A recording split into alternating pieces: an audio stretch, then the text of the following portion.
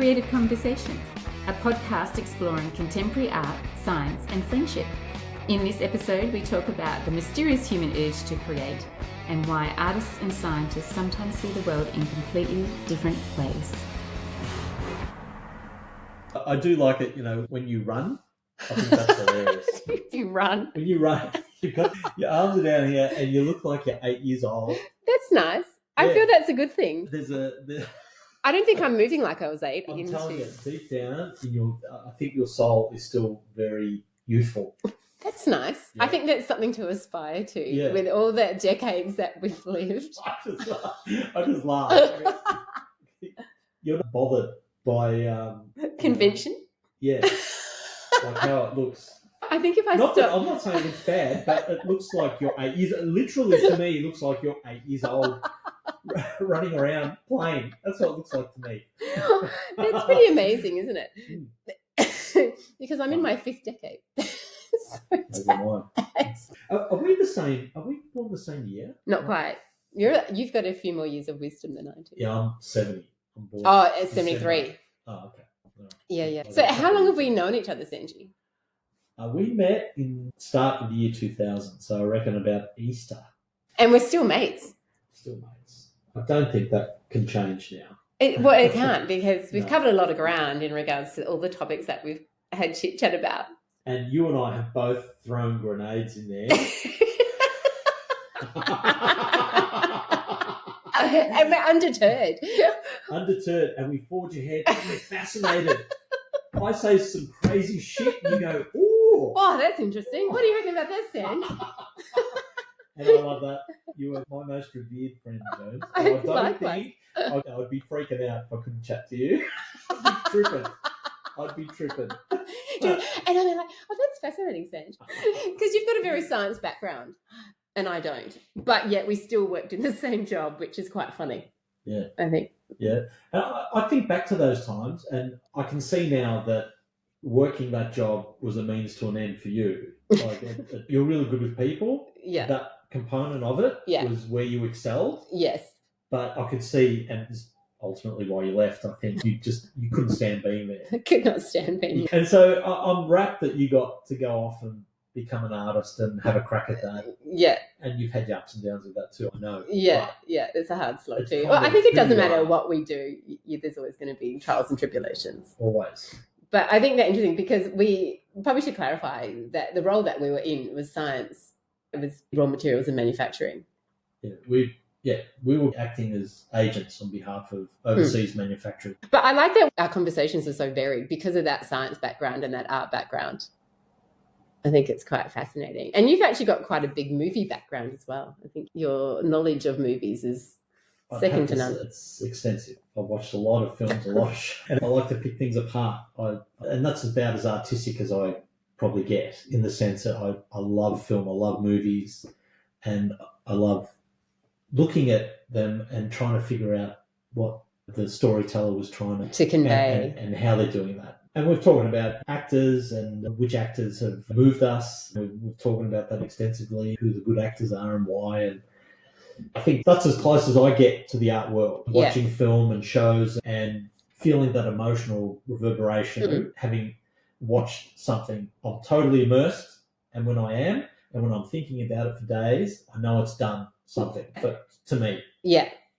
What I don't really naturally comprehend is on the wall.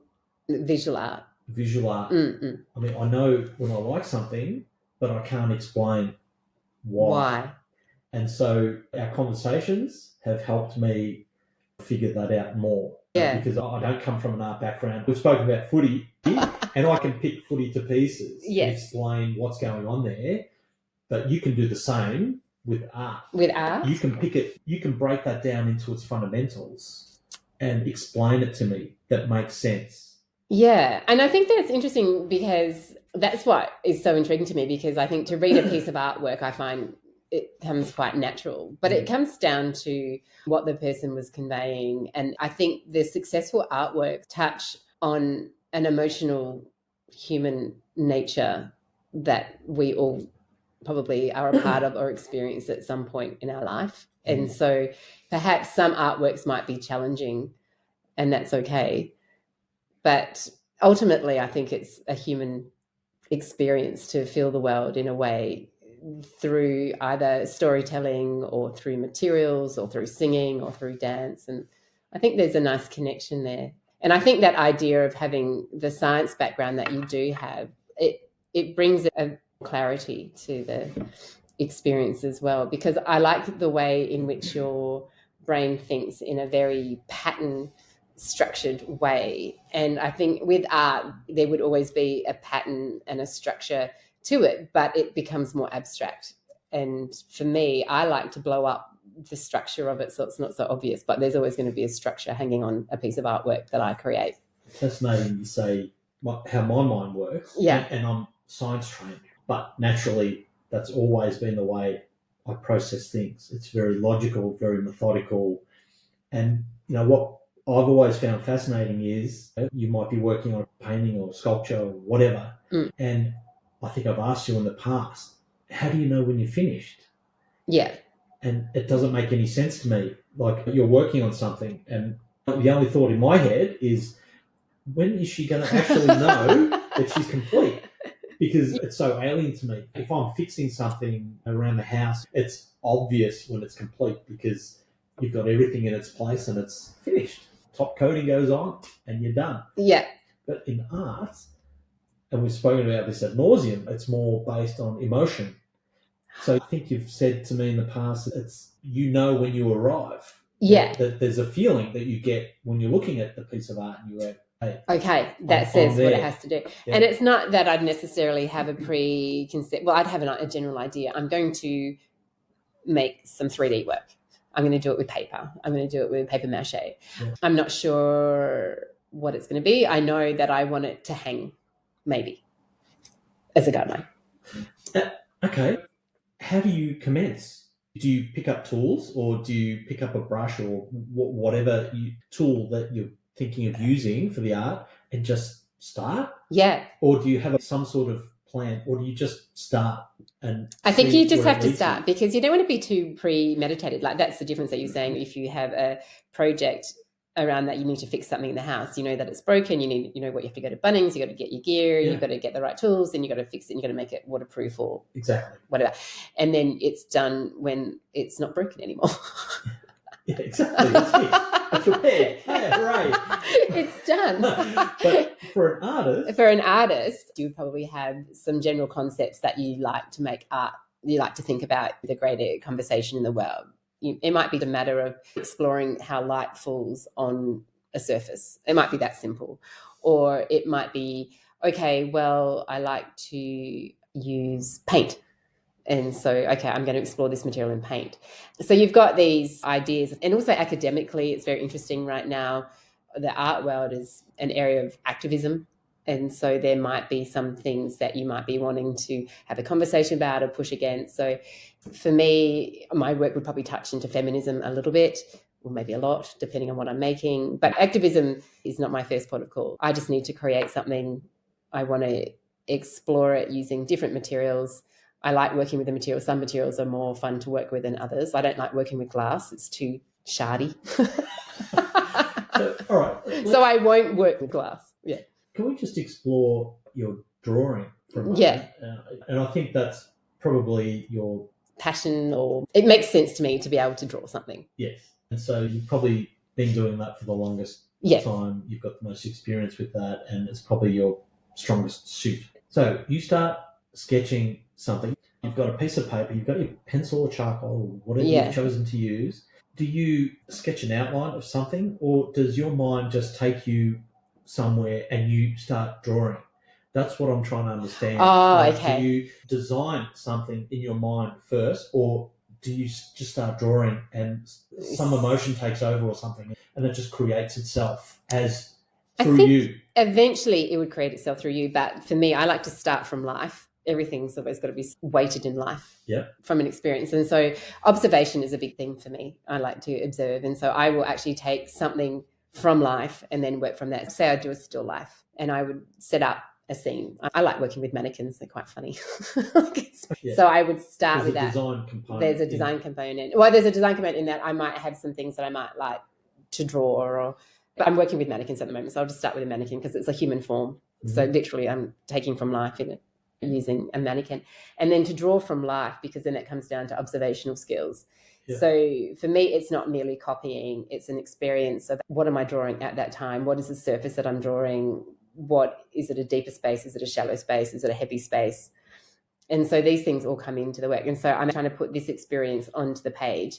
And so when you've drawn for long enough, which I'm happy to draw for hours, you would get to a point where you've set it up, there's a framework, there's a structure, and then that's when it starts to get a bit exciting, because that's when you wanted to push it further and you want it to go somewhere else. But for me, as an artist, I don't really want to be aware that that's what I'm doing. I want to get to a point where I've actually stepped away, and then it's almost this weird situation where you're a conduit to actually bring whatever the drawing wants it to do. And so my most successful drawings are the one where there's touching on some emotion, which I don't know what the emotion was at the time, because after the work's finished, I can only read it as a viewer. I don't know what I was thinking at the time. I can have a hint at it, but who knows?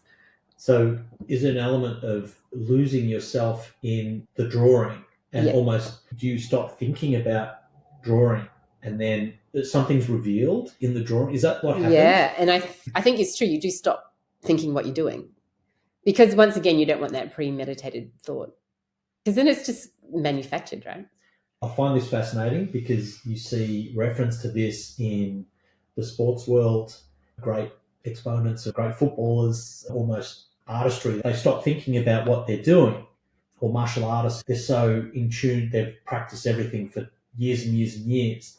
And then when they're in the throes of whatever action they've excelled at, they almost forget what they're doing, and it just happens. Yeah. And I think that's what you're talking about. Yeah, and I think the good artwork that resonates to me is the one where the artist has actually left the building and what they've created is manifested through whatever that higher level is that they went to create something that's not purely hitting the bill as a commercial entity, or it's not, oh, I'm just going to make a cardboard box. It's not just conceptual. There's something where the artist has put their heart and soul into it. They've left something on the page and then they've got out of there. So to get to that point, for me, it's quite difficult. Like, it requires a lot of emotional investment to show up and to do the work.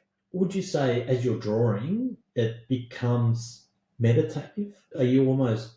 Yeah, I think time can... like a trance of yeah, sorts, I think when you get to that level, if you can like block away a few hours and you can get to that point where you just have to commit to making the work, yeah, it can be almost trance-like, where I think what it is, you have that spark that you know you're trying to strive somewhere, but you don't know where you're getting to. And then... So I find that fascinating. Yeah, there's no end point. This is alien to me. And this is why I'm drawn to art, because I've heard you talk about these things in the past. Yeah. And I'm fascinated by it. It's almost like there's a calling. There's things to be unearthed.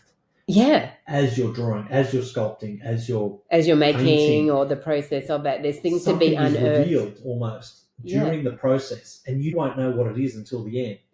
No. And then the materials that you're drawn to might be somewhat revealing as well. Yeah. And so you don't know what it is that you want to use or why you wanted to use that material. It just felt right.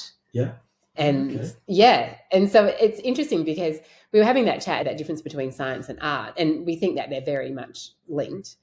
But whereas an artist just wants to prove it once, it's like we've done it once and then we're out of there, and a scientist has to keep reproving it and doing the same experiment again and again. And by that stage, the artist is like, I've proved it once, move on. It is funny. You mentioned that how the science world and the art world seem to be diametrically opposed. Mm-mm. But sometimes it's like two different views of possibly the same thing. And because you might arrive at that same point, but you come at it at different angles. Yes.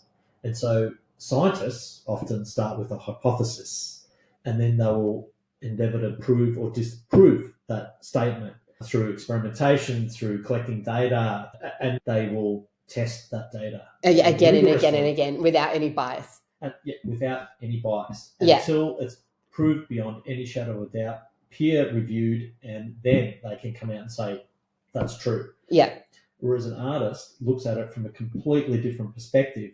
But it's not true to say that they can't arrive at a similar position. It's just a different way. Different road. And I think scientists, perhaps their focus is very much drilled right down to a specific thing. And I think with artists, their eyes are open constantly, picking up different information as they go along and different intel. And so they might be fascinated by, say, the way in which certain materials are made. And so they'll go down this investigative track of manufacturing. Or they might be interested in environmental things. And so they'll be speaking to scientists who are aware of what's happening with the environmental impacts. And then they look at different things that way. But it means that they're not locked into one idea of study.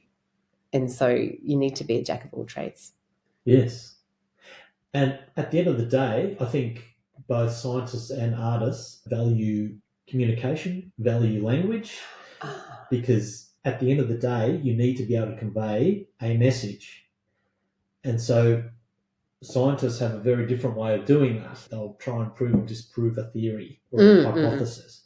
Whereas I think artists are trying to communicate maybe an alternate view or maybe a different way of looking at the same thing.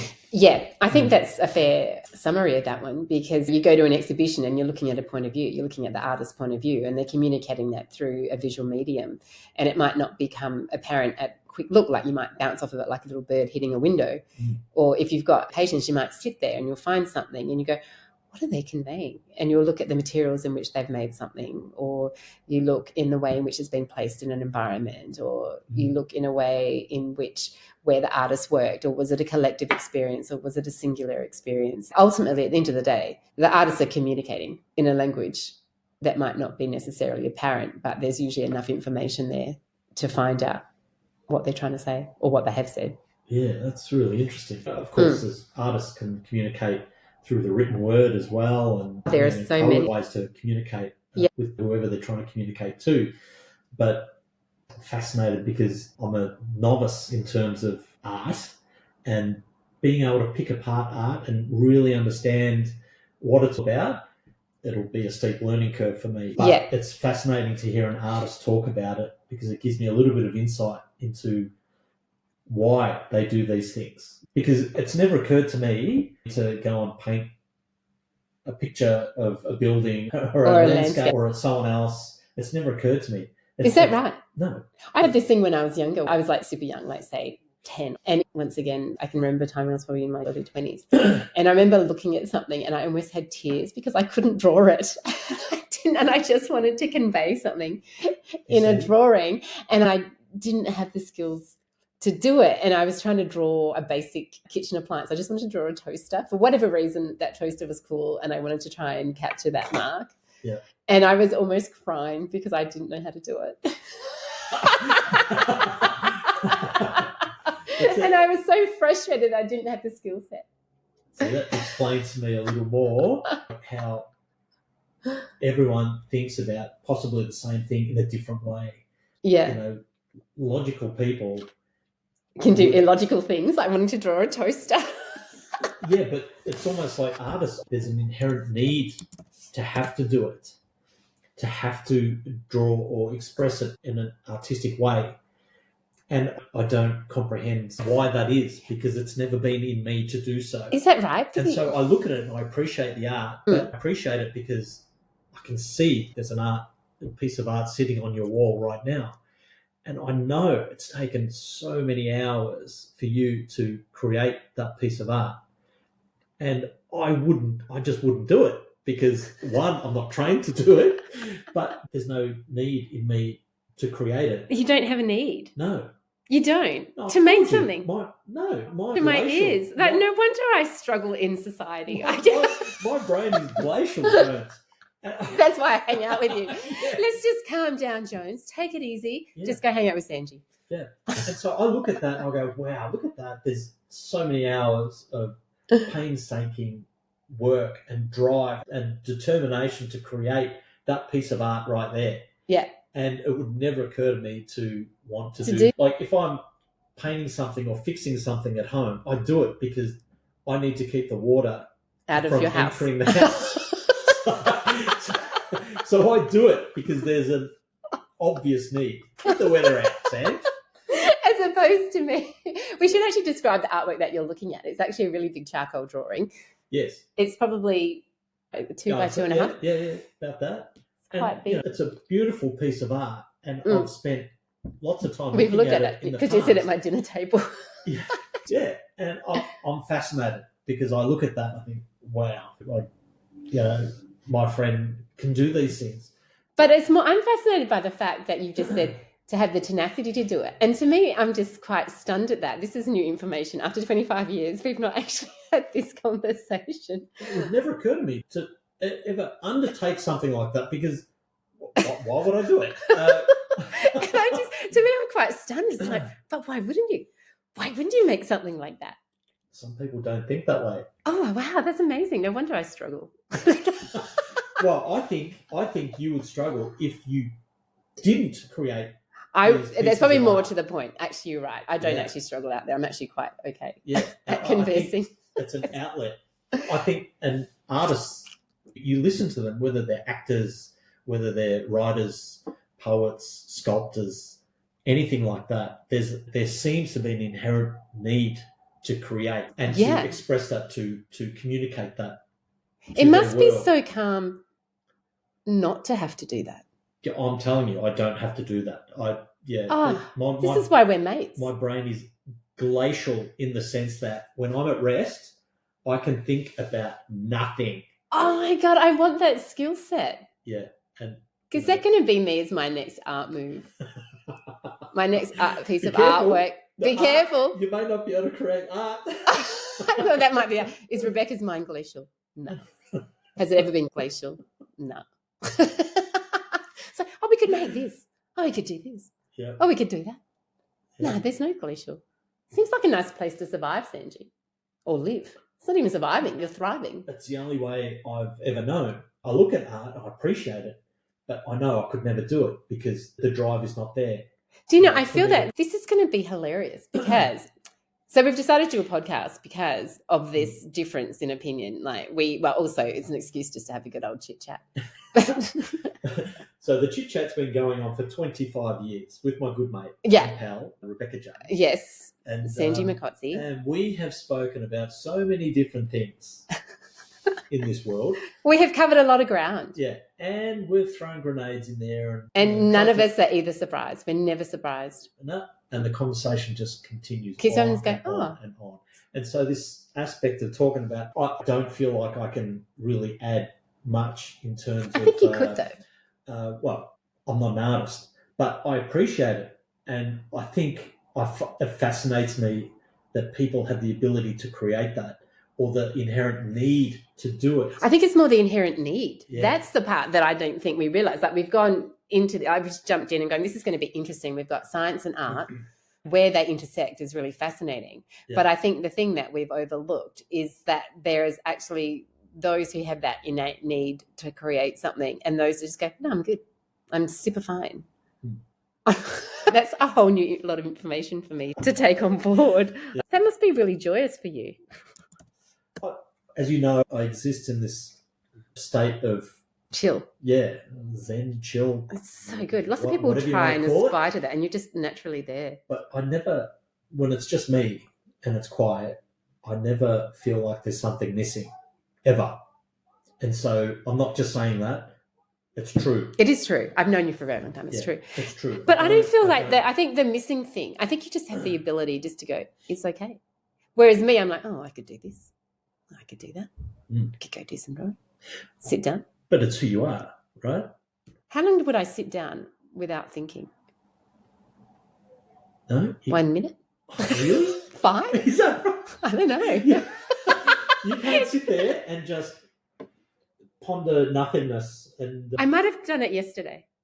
Because sometimes for 5 minutes in a car. I can lose myself sometimes. I might be thinking about one thing, shall we say, and sometimes half an hour can zip on by and I think, I do have things to do. I better go and attend to them. But That's brilliant. I can actually sit there and not worry about much. And how have I survived this long? Well, it is who you are. That is who I am. That's who you are. This is why we find it endlessly funny. that we know we're so completely different. We're so completely different, and yet our conversations are so much fun. They're so funny. I find that fascinating. And I think also if we were disagreeable, we probably wouldn't say it anyway because we're very agreeable people. I think we both are agreeable people. That's true. We're very agreeable. I'd like to be disagreeable. I don't think you can be. I know, I've tried. I really have tried. I've tried really hard and I It still makes can't me be. laugh when I do see moments of your Disagreeableness. I find that hilarious. I know, it's quite funny, isn't it? Because I will at points be so aghast with someone's behaviour. Yeah. And then you agreed with them, didn't you? It's like, yeah. Just to keep the peace. Anyway, I feel that we should probably wrap this up. Sounds awesome. All right. Should we go get some lunch? Let's. Job done. Bye, Sanj. Bye, Jones. Thanks for listening to Creative Conversations. In this episode, we explored the difference between artistic and scientific ways of thinking and the mysterious human urge to create. If you enjoyed the conversation, follow the podcast for future episodes where we continue exploring art, science, curiosity, and friendship.